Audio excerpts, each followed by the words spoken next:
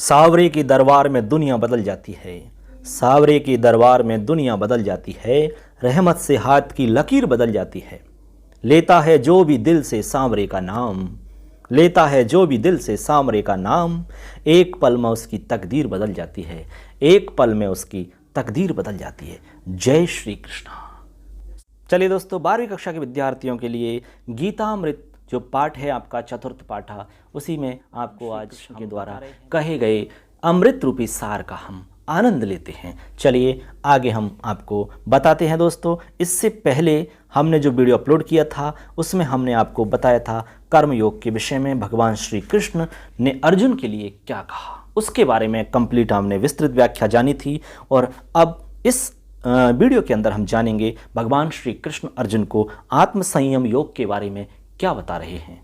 चलिए आनंद लेते हैं इस अमृत तुल्य भगवान श्री कृष्ण के गीता रूपी सार का।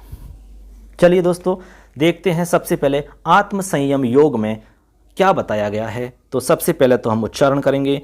आशा करते हैं आप भी बोलना सीख गए होंगे और अच्छे से बोल रहे होंगे, आनंद ले रहे होंगे आप भी, और बहुत अच्छे से आपको समझ में भी आ रहा होगा। चलिए आत्म संयम योग। चलिए दोस्तों हम सबसे पहले तो इसका उच्चारण करेंगे, और जो हम अब बता रहे हैं इसमें आत्म संयम योग जो आपका आज का बिंदु रहेगा हमारा, इस विषय में भगवान श्री कृष्ण अर्जुन को समझा रहे हैं, उसी के बारे में हम यहाँ पर आज चर्चा करेंगे। विस्तृत व्याख्या के साथ में हम यहाँ पर जानेंगे। आपको भी अपने जीवन में आत्म संयम योग के विषय में जानना चाहिए, उसको जीवन में उतारना चाहिए। चलिए सुनते हैं भगवान श्री कृष्ण के मुख से उन्होंने क्या सार बताया है अमृत रूपी सार तुल्य का, हम भी आनंद लेते हैं। चलिए सबसे पहले तो उच्चारण करेंगे, मेरे साथ बोलेंगे सभी दोस्तों। चलिए। हरेदात्मनात्मानं नात्मानमवसादयेत् आत्मैव ह्यात्मनो बन्धुरात्मैव रिपुरात्मनः। ठीक है, तो लिखा हुआ है उद्धरेदात्मनात्मानं नात्मानमवसादयेत् आत्मैव ह्यात्मनो बन्धुरात्मैव रिपुरात्मनः। ठीक है, बहुत ही अच्छा श्लोक है, बहुत ही अच्छी बात बताई गई है इसमें। तो देखिए सबसे पहले तो इसका अन्वय देखेंगे, स्क्रीन पर अन्वय देखेंगे आप, अन्वय के आधार पर आप कंप्लीट पूरी बात समझेंगे। ठीक है, तो इसका जो अन्वय है वो होगा आत्मना आत्मानम उद्धरेत। ठीक है, उद्धरेत आपके यहाँ पहले ही पद में लिखा हुआ है उद्धरेत। उद्धरेत के आगे आत्मानम लिखा हुआ है, फिर आत्मानम लिखा हुआ है। ठीक है, आत्मना और आत्मानम ऐसे दो शब्द हैं इसमें। एक तो आत्मना लिखा हुआ है, उद्धरेत आत्मना, ऐसे आत्मना। ठीक है, उसके बाद में लिख रहा है आत्मानम, ऐसे ये दो शब्द हैं। और पहला शब्द है उद्धरेत, उद्धरेत आत्मना आत्मानम, ऐसा ये लिखा हुआ है आपका। ठीक, तो यहाँ पर जब हम अन्वय करेंगे तो आपको याद रखना आत्मना आत्मानम उद्धरेत। ठीक, ये अन्वय हुआ। इसके आगे आपको याद रखना है आत्मानम न अवसादयेत, आत्मानम न अवसादयेत। ठीक, ही आत्मा एव आत्मनः बन्धुः आत्मा एव आत्मनः रिपुः। ठीक, ये तो आपका हो गया क्या अन्वय। ठीक है, तो अन्वय आप दोबारा से देख लेंगे वाली। आत्मना आत्मानम उद्धरेत आत्मानम न अवसादयेत ही आत्मा एव आत्मनः बन्धुः आत्मा एव आत्मनः रिपुः। ठीक है, ये अन्वय है हमारा, अन्वय के आधार पर ही हम इसका अर्थ करेंगे। तो सबसे पहले देखो इसमें जो अन्वय आपने अभी देखा है उसी के आधार पर इसका आप अर्थ देखिए। अन्वय में जो शब्द हैं उन्हीं का हम अर्थ आपको बता देते हैं। सबसे पहले लिख रहा है आत्मना। ठीक है, आत्मना आत्मानम, ये एक साथ आपके दो शब्द हैं, अभी हमने आपको लिखकर बताए थे। आत्मना आत्मानम, तो आत्मना आत्मानम का मतलब है स्वयं से स्वयं का। ठीक, आत्मना आत्मानम, आत्मन शब्द से आत्मना बना है।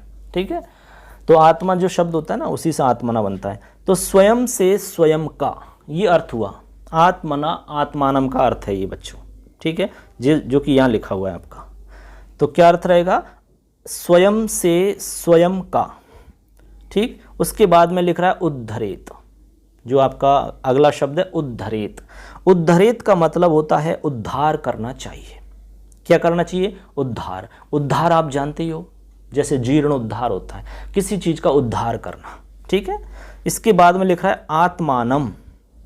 आत्मानम यानी स्वयं को, न अवसादयेत।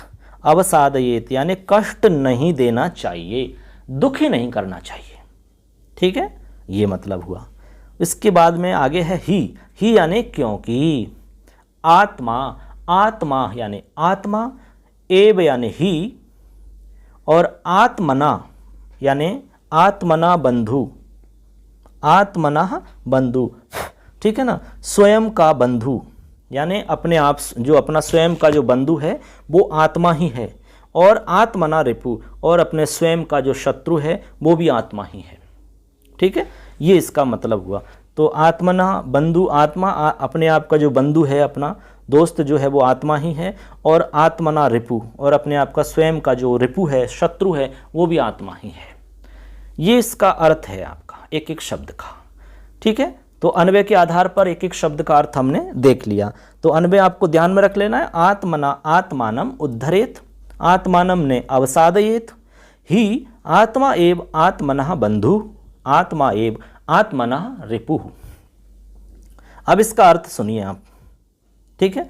भगवान श्री कृष्ण कह रहे हैं अर्जुन से आत्मसंयम योग के विषय में, बता रहे हैं कि सुन अर्जुन, अपने द्वारा अपने स्वयं का उद्धार करें और अपनी आत्मा को या फिर स्वयं को दुखी नहीं करें, क्योंकि यह आत्मा स्वयं ही तो अपना मित्र है और आप ही अपना शत्रु है, यानी स्वयं ही अपना शत्रु है। अर्थात स्वयं के अलावा और कोई दूसरा शत्रु या मित्र नहीं है। इसलिए क्या करना है? इसीलिए कहने लगे कि अपने आप को कभी भी दुखी नहीं करें, अपने द्वारा अपने आप का उद्धार करें, उसको उबारें, संसार सागर से उसका उद्धार करें। अपनी आत्मा या अपने आप स्वयं को कभी भी दुखी नहीं करें, नहीं तो अधोगति में चले जाने की संभावना है। इसीलिए इसको क्या करना है? उद्धार करना है इसका, अधोगति में इसको नहीं पहुंचाएं, क्योंकि ये आत्मा जो है आप ही अपना मित्र होती है और अपना ही शत्रु, ठीक है। इसलिए क्या करना है? इसलिए हे अर्जुन, इसीलिए आप अपनी जो आत्मा है उसको दुखी नहीं करें, बल्कि उसका उद्धार करें, संसार सागर से उसका उद्धार करें। इसलिए अपने आत्म संयम बने, आत्म संयम करें अपने आप पर, ठीक है। इस प्रकार से इस श्लोक में बताया गया है। तो बात आपको समझ में आ गई होगी, बहुत ज़्यादा जटिल बात नहीं है इसमें, सिंपल सी बात बताई गई है। अब अगले श्लोक में देखते हैं। चलिए दोस्तों, अगले श्लोक में हम देखते हैं पुनः अगले श्लोक में अर्जुन के लिए क्या कहा जा रहा है।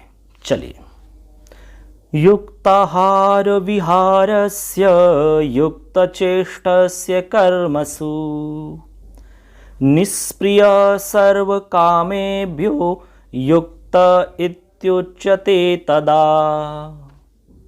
बिल्कुल, बहुत सुंदर कहा गया है कि युक्त विहारस्य युक्त चेष्टस्य कर्मसु निष्प्रिय सर्वकामेभ्यो युक्त इत्युच्यते तदा। बहुत ही सुंदर। देखिए इसमें क्या इसमें बताया गया है, योगी के बारे में बताया कि भाई योगी क्या है, ठीक है। योगी कहा जाता है, यानी योगी किसे कहा जाता है, योगी कौन होता है, योगी जो पुरुष होता है वो कौन होता है, इसके विषय में बताया है। युक्त यानी योगी से है मतलब, युक्तः इत्युच्यते तथा, यानी योगी कौन होता है इस विषय में बता रहे हैं। तो इसका अन्वय देखिए बच्चों, अन्वय हो जाएगा युक्त आहार विहारस्य कर्मसु युक्त चेष्टस्य सर्वकामेभ्यः निष्प्रियः तदा युक्तः इति उच्यते। ठीक है, एकदम सिंपल है, ज़्यादा इसमें जटिल नहीं है कुछ भी। तो ये आपका अन्वय हो जाएगा, युक्त आहार विहारस्य कर्मसु युक्त चेष्टस्य सर्वकामेभ्यः निष्प्रियः तदा युक्तः इति उच्यते। ठीक है, अब इसमें जो शब्द हैं उनका अर्थ देख लो आप, ज़्यादा इसमें कठिन शब्द है नहीं कोई। तो इसमें लिखा हुआ है आपका युक्त आहार विहारस्य। ठीक है, तो युक्त आहार विहारस्य का मतलब होता है आहार विहार में युक्त योगी। आहार विहार में, आहार यानी आहार भोजन से अर्थ है, और विहार का मतलब भ्रमण करने से है, युक्त यानी योगी, यानी आहार विहार में युक्त योगी, ये इसका अर्थ हुआ। आहार विहार, आहार विहार का युक्त आहार विहार से, यानी आहार विहार में युक्त योगी, ये इसका अर्थ है। कर्मसु यानी कर्मों में, युक्त चेष्टस्य। ठीक है, युक्त चेष्टस्य, युक्त चेष्टस्य का मतलब होता है यथा योग्य चेष्टा करने वाले, यानी यथा योग्य चेष्टा। ठीक है, इसके बाद में लिख रहा है सर्व कामेभ्य। सर्व कामेभ्य मतलब सभी प्रकार की कामनाओं से। ठीक, सभी प्रकार की कामनाओं से, सर्व कामेभ्य लिखा है, देखो ये लिख रहा, ठीक है ना, सर्व कामेभ्य यानी सभी कामनाओं से। निष्प्रिय, निष्प्रिय का मतलब होता है निष्काम, यानी कामना रहित। निष्प्रिय का मतलब क्या होता है बच्चों? कामना रहित। ठीक है, कामना नहीं होनी चाहिए, कामना रहित, निष्प्रिय, निष्काम भावना से। ठीक है, उसके बाद में तदा युक्तः इति उच्यते। तदा युक्तः इति उच्यते, तो तदा युक्ता इति उच्यते का मतलब युक्तः यानी लगा हुआ, कहते ना युक्त है, किसी भी काम में युक्त है होना, यानी उसमें रत होना, किसी भी कार्य में रत होना, किसी भी कार्य में युक्त होना। ठीक है, युक्त से मतलब जुड़ना है, युज धातु से बना युक्त, तो जुड़ा हुआ, यानी किसी भी काम में रत या किसी भी काम में लगा हुआ। तो युक्तः इति उच्यते तदा, तो उसको हम ऐसा कहा जाता है। एवं कथ्यते, ऐसा उसको युक्तः, ऐसा लगा हुआ उसे कहा जाता है। ठीक है, यानी उससे हम युक्तः कहा जाता है, उसको हम युक्त कहते हैं। युक्त क्या कहते हैं उसको? युक्तः। ठीक है, अब युक्तः का मतलब यहाँ योगी भी है, तो उसको हम योगी कहते हैं। अब किसे कहते हैं, चलिए पूरा अर्थ देख लेते हैं इसका। ये तो अभी हमने जाना कि शब्दों का अर्थ था, अब इसका पूरा हम एक एक जो श्लोक है, तो श्लोक का पूरे का अर्थ हम देखेंगे।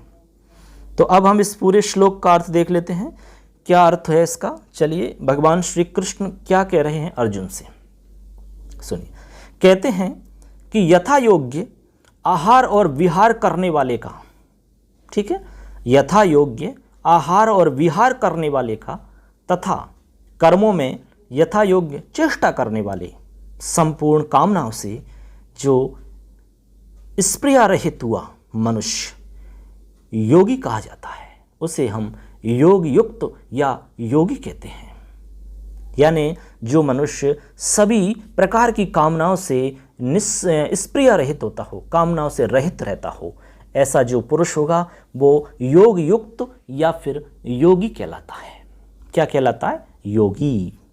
एक बार दोबारा समझ सकते हैं कि यथा योग्य, जैसे योग्यता के अनुसार, यथा योग्य आहार विहार करने वाले का, जो अपनी यथा योग्य योग्यता के हिसाब से, आवश्यकता के हिसाब से आहार और विहार करने वाला होता है, तो यथा योग्य आहार विहार करने वाले का, और कर्मों में यथा योग्य चेष्टा करने वाले, संपूर्ण कामनाओं से जो स्प्रिया रहित हुआ मनुष्य है, वो योग युक्त या योगी कहा जाता है, उसे योगी कहा जाता है। ठीक है, तो ये इसका अर्थ हो जाता है। इसमें कुल मिलाकर के योगी क्या है, युक्त योगी किसे कहते हैं, इसके बारे में बताया गया है। ठीक है, तो आशा करते हैं ये बात आपको समझ में आई होगी। चलते हैं अगले श्लोक की तरफ। अगला श्लोक बहुत ही महत्वपूर्ण है, बहुत ही इम्पोर्टेंट है, इसलिए क्योंकि इसी में से आपके अभी जस्ट 2020 में जो आपकी बोर्ड की एग्जाम हुई थी, इसमें से आपका प्रश्न आया था, तो ये आपके लिए खास है, इसलिए इसको अच्छे से समझना है, क्योंकि इसमें से जो प्रश्न आया है तो आने वाली एग्जाम में भी यहाँ से प्रश्न बन सकता है। चलिए अगले श्लोक की तरफ चलते हैं। चलिए दोस्तों अगले श्लोक की तरफ चलते हैं। अगले श्लोक में और क्या बता रहे हैं आत्मसंयम योग के बारे में भगवान श्री कृष्ण अर्जुन के लिए। तो सबसे पहले श्लोक का आनंद लेंगे।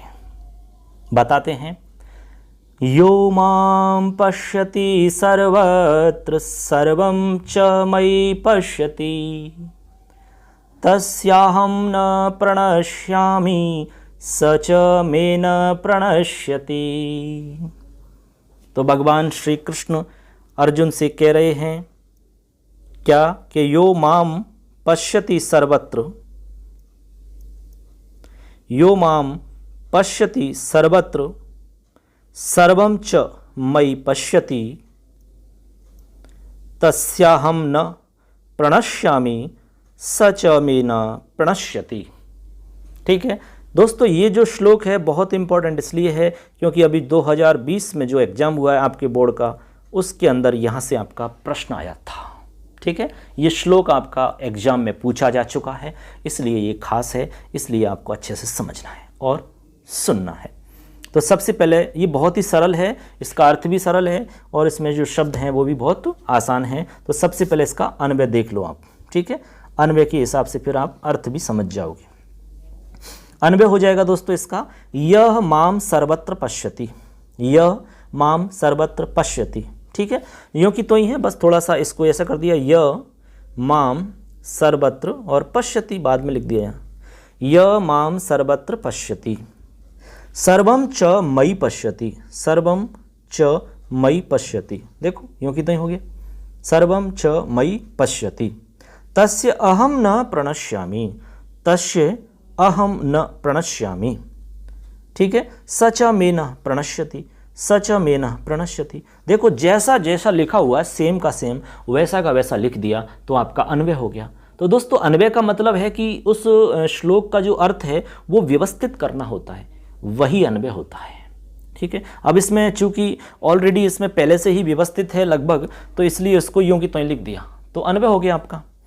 ठीक है ना, तो अब देखिए इसका आपको अन्वय हो गया, तो इसमें अर्थ देख लो आप। अर्थ भी इसमें जो शब्द हैं वो भी बहुत ही आसान है, छोटे छोटे शब्द हैं। तो जैसे कि आपके इसमें यो यानी जो होता है, ठीक है, माम यानी मुझको, ठीक है, पश्यति यानी देखता है, सर्वत्र यानी सभी जगह, सर्वम यानी सब में, च यानी और, मई यानी मुझ में, पश्यति यानी देखता है। ठीक है, मई अस्मत् का रूप है और सप्तमी एकवचन में बनता है। ठीक, उसके बाद में तस्य यानी उसका, अहम यानी मैं, न यानी नहीं, प्रणश्यामि, प्रणश्यामि का जो मतलब होता है वो होता है नष्ट करता हूँ। ठीक है, प्रणश्यामि नष्ट करता हूँ, उत्तम पुरुष का रूप है। ठीक है, लटलकार है, प्रणश्यामि। स यानी वह, च यानी और, मे न प्रणश्यति।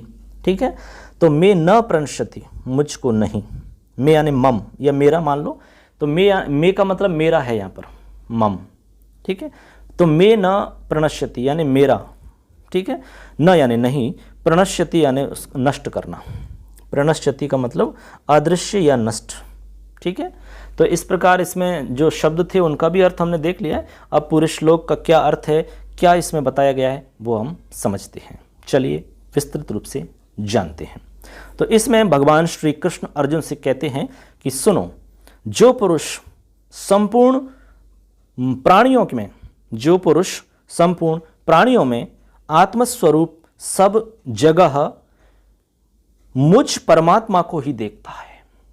ठीक है, कि हे अर्जुन, जो पुरुष संपूर्ण प्राणियों में, सभी प्राणियों में, कोई भी प्राणी हो, जो प्राणी है जिसमें प्राण चलते हों, सभी प्राणियों में आत्मा स्वरूप, आत्मा रूप में जो सब जगह मुझ को देखता है, मुझ परमात्मा को ही देखता है और सभी प्राणियों को मुझ परमात्मा में देखता है।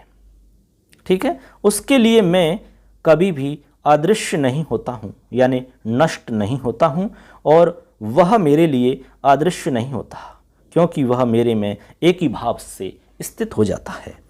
ठीक है, तो ये इसका मतलब हो गया। यानी दोबारा समझ सकते हैं बच्चों, इसमें बता रहे हैं कि जो पुरुष संपूर्ण प्राणियों में आत्मरूप सब जगह मुझ परमात्मा को ही देखता है, यानी यो माम पश्यति सर्वत्र, जो सभी जगह मुझको देखता है, और सर्वम च मयि पश्यति, और सभी को मुझ में देखता है। ठीक है, सर्वम च मयि पश्यति यानी सभी को मुझ में देखता है।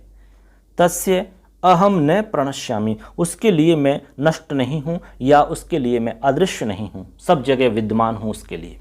चाहे पत्थर में ढूंढो, पत्ते में ढूंढो, कहीं भी आप ढूंढो, हर जगह कुर्सी, टेबल, पेन, काफ़ी, मोबाइल, सब जगह विद्यमान हूँ मैं, यानी कि सर्वत्र विद्यमान हूँ, उसके लिए अदृश्य नहीं हूँ, ये इसका मतलब है। और क्योंकि वह मेरे में एक ही भाव में स्थित हो जाता है फिर, ठीक है। तो सच है मैंने प्रणश्यति, तो कह रहे हैं कि मैं उसके लिए अदृश्य नहीं हूं और वो मेरे लिए भी अदृश्य नहीं है, ठीक है, ये इसका मतलब है। तो इसमें सिंपल सी बात थी, बहुत ही आसान सी बात बताई गई है। तो इस प्रकार से आपने इसमें समझ लिया कि जो व्यक्ति सभी प्राणियों में यानी कि मुझको देखता है, यानी कि कह रहे हैं कि जो मुझ में, कहते हैं ना सब जगह भगवान है, ऐसी भावना रखनी है और निश्चित रूप से होते हैं। यदि आप साधना यदि आपका विश्वास है, यदि आप विश्वास करते हैं, भगवान को मानते हैं, तो आप जहाँ चाहें वहाँ आप उनको पा सकते हैं, वहाँ आप उनको देख सकते हो, क्योंकि भगवान इधर उधर कहीं नहीं है, अपने आत्मविश्वास के अंदर छुपे हुए, अपने आत्मविश्वास के अंदर हैं बस। तो ये अपने को पहचानना है, अपने ही अंदर है सब कुछ। तभी तो कहा उन्होंने कि एक ही भाव में स्थित है, सब कुछ अपने अंदर है, आत्मा ही परमात्मा है, तो आत्मा तो अपने अंदर है ही ना, ऐसे आपको इसमें समझना है। तो ये भगवान श्री कृष्ण इसमें आत्म संयम योग के बारे में बता रहे हैं। चलिए एक श्लोक और है आत्म संयम योग के विषय में, उसको भी हम जान लेते हैं, उसमें क्या खास बताया गया है। चलिए देखते हैं लास्ट श्लोक आत्म संयम योग। श्लोक का वाचन करेंगे, सबसे पहले श्लोक का हम उच्चारण करते हैं, देखते हैं, पढ़ते हैं। सभी मेरे साथ बोलेंगे। असंयतात्मना योगो दुष्प्रापः इति मे मतिः, वश्यात्मना तु यतता शक्यो वाप्तुमुपायतः। ठीक है, मतलब असंयतात्मनः योगो दुष्प्राप इति मे मतिः, वश्यात्मना तु यतता शक्यो वाप्तुमुपायतः। ठीक है, तो इसका जो देखो पहले तो अन्वय देख लेंगे, अन्वय के आधार पर ही हम इसका आपको अर्थ बताते हैं। तो सबसे पहले अन्वय देखो, इसका अन्वय हो जाएगा, स्क्रीन पर दिखा रहे हैं हम बराबर अन्वय। असंयत आत्मना योगः दुष्प्रापः तु वश्य आत्मना यतता उपायतः अवाप्तुं शक्यः इति मे मतिः, अवाप्तुं शक्यः तु मे मतिः। ठीक है, ये तो अन्वय है इसका। तो अन्वय क्या हो जाएगा बच्चों? असंयत आत्मना योगः दुष्प्रापः तु वश्य आत्मना यतता उपायतः अवाप्तुं शक्यः इति मे मतिः। ठीक है, ये आपका अन्वय है। अन्वय में जो शब्द हैं उनका अर्थ देख लो, बस उसके बाद में सारा क्लियर हो जाएगा। तो लिखा हुआ है असंयत आत्मना।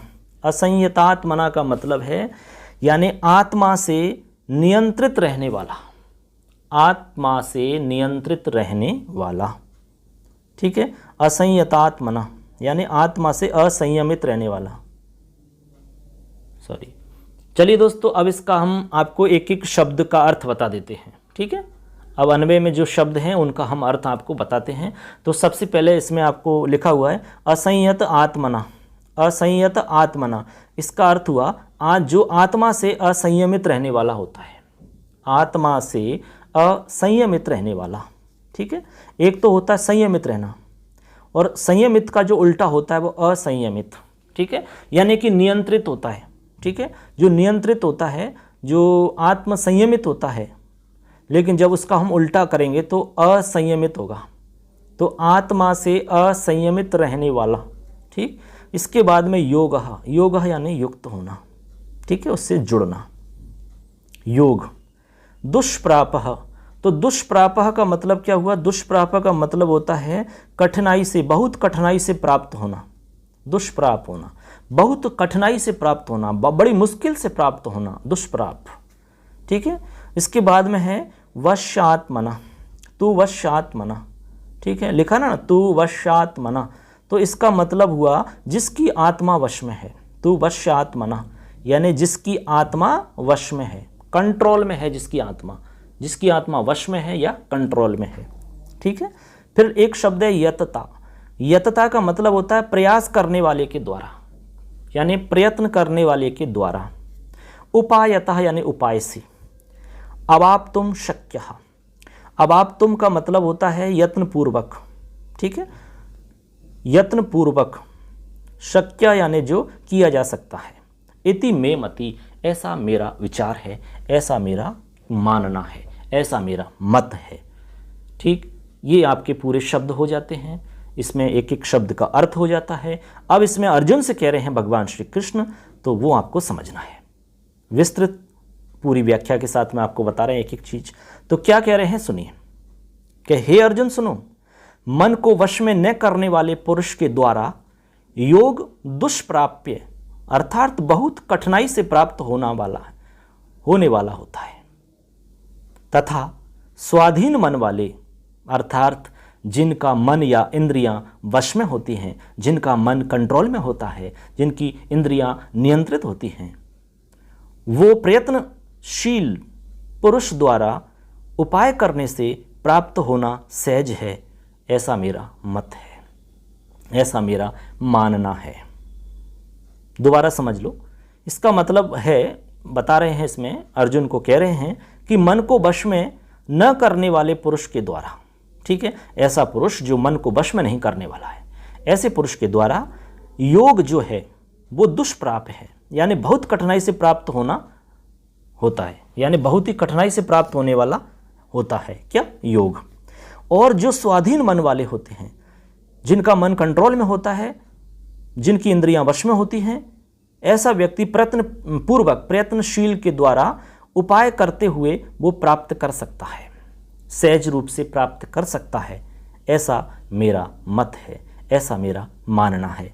तो इसमें कुल मिलाकर के आत्म संयम के विषय में ये बताया है कि इसमें अपने जो मन है या अपनी इंद्रियां हैं उनको वश में करना, उनको स्वाधीन मन वाले होना, यानी अपने अधीन करना या फिर नियंत्रित करना, ये होना चाहिए।